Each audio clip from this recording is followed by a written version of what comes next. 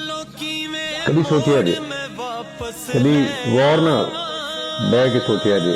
लोगों नाल डिस्कस करिया जे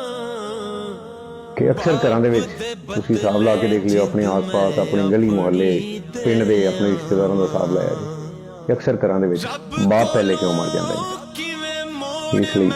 कि बाप से जो बाप बनता है उस तो बाद ही उससे बोझ ही इन्ना क पैंदा है ज़हनी तौर पर प्रैशर ही वह जिहड़ा इन्ना क वध जांदा है वह ब्लड का वह शुगर लैवल वह कोलेस्ट्रॉल लैवल हर चीज़ टेंशन वो दुनिया की हर दलालत दरवाजे तो बाहर सह के आता है गाल मंदा भी सह के आता है कि वह जॉब करता है तो अपने अफसरों का भी हर जायज़ नजायज़ जिहड़ा ना वह दावा कहता है सिर्फ इस वास्ते कि जॉब चलती रहे घर का सर्कल चलता रहे तो बच्चों का रिजल्ट लगा रहे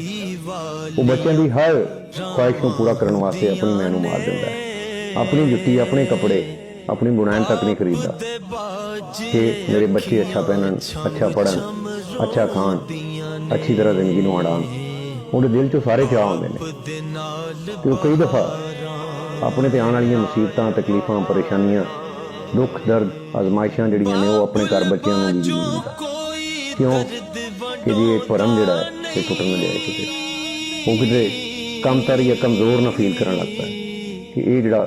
साडे घर दा वड्डा है साडे घर दा जिहड़ा अपना बड़ा है।